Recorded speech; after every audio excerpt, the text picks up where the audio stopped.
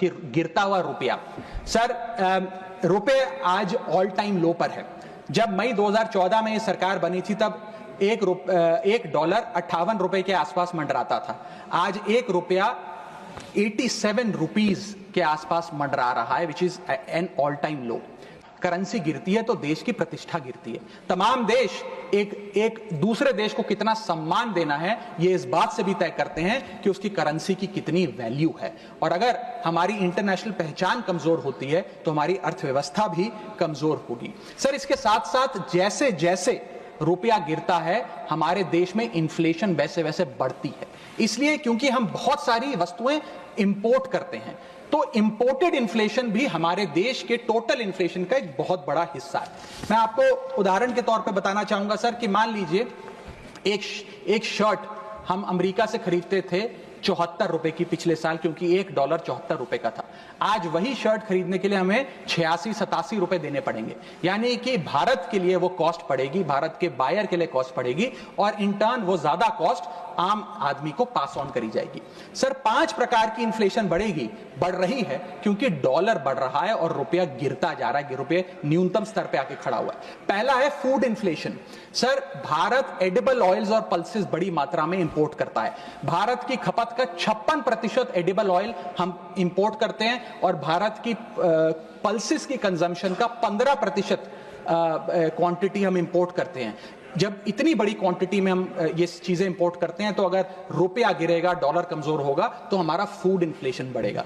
दूसरा इन्फ्लेशन जो बढ़ेगा वो है एनर्जी इन्फ्लेशन। सर हम अपने क्रूड ऑयल यानी कि पेट्रोल, डीजल और जेट फ्यूल्स जिसे मैं कहूं उनको इंपोर्ट करते हैं। 85% भारत की जितनी खपत है उसका हम क्रूड ऑयल इंपोर्ट करते हैं अन्य देशों से। उसके अतिरिक्त कोल और नेचुरल गैस भी इंपोर्ट करते हैं। जब रुपया गिरेगा तो ये एनर्जी बास्केट की जो वस्तुएं हैं इनका दाम भी बढ़ेगा और ये और महंगी होती जाएंगी। और जब पेट्रोल डीजल के दाम बढ़ेंगे तो हर चीज पर इंपैक्ट आएगा, चाहे वो रोटी, कपड़ा, मकान, सब्जियां, फल और दूध ही क्यों ना हो। और इसी के चलते जब क्रूड ऑयल अंतर्राष्ट्रीय बाजार में घटता भी है हम उसका लाभ अपने नागरिकों को नहीं दे पाते क्योंकि भारत सरकार की तो जेब ढीली ही होती रहती है क्योंकि रुपया गिर रहा है, ज्यादा रुपया हमें देना पड़ता है डॉलर खरीदने के लिए। सर तीसरा इन्फ्लेशन जो डीवैल्यूएशन ऑफ इंडियन रुपी के चलते होगा वो है हेल्थ केयर इन्फ्लेशन।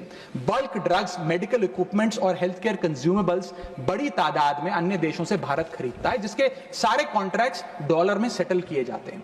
इसके चलते रुपए गिरने की वजह से हेल्थ केयर के आइटम्स भी महंगे होते जाएंगे। चौथा इन्फ्लेशन है sir education inflation.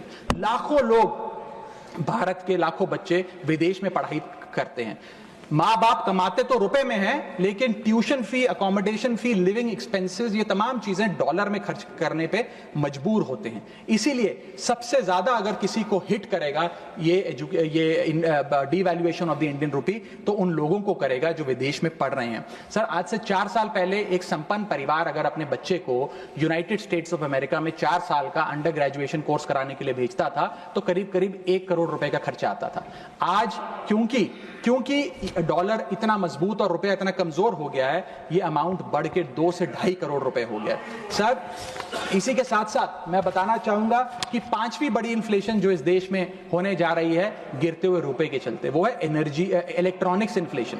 Sir major electronic components Bharat import करता है। सर समाप्त कर रहा हूं, भारत इंपोर्ट करता है। इन सारे इलेक्ट्रॉनिक आइटम्स की सेटलमेंट यूएसडी में होती है। जब रुपया गिरता है ये सारे पदार्थ भारत में महंगे मिलेंगे, यानी कि महंगा लैपटॉप, महंगा फोन, महंगा टैबलेट, महंगा आईपैड। और इलेक्ट्रॉनिक मैन्युफैक्चरिंग यूनिट जो इलेक्ट्रॉनिक कंपोनेंट्स इंपोर्ट करते हैं इनपुट के लिए वो भी महंगा होता जाएगा। सर अंत में मैं बस एसबीआई की एक रिपोर्ट कोट करना चाहूंगा जो बताती है कि अगर रुपया 5% गिरता है तो भारत में इन्फ्लेशन 0.5% बढ़ती है। Direct correlation between decline of the Indian rupee and increase in the inflation. अंत में बस इतना कहूंगा सर, कई बार राजनीतिक बयान आते हैं जब रुपया गिरता है। एक मंत्री हैं, एक मंत्री, बस समाप्त सर 30 सेकंड्स, एक मंत्री रहे वाजपेयी सरकार में भी, इस सरकार में भी रहे, अब तो नहीं है खैर, लोकसभा में एमपी हैं। उन्होंने एक बयान दिया था जब रुपया गिरा था। उन्होंने कहा था the worth of the Indian rupee against the dollar was equivalent to Rahul Gandhi's age when UPA came to power. Today it is equal to Sonia Gandhi's age and very soon it will touch Manmohan Singh's age। Sir आज लोग वो कहां हैं? आज क्यों नहीं बयान देते? आज रुपए पे क्यों नहीं चिंता करते? अब कोई ध्यान क्यों नहीं देता?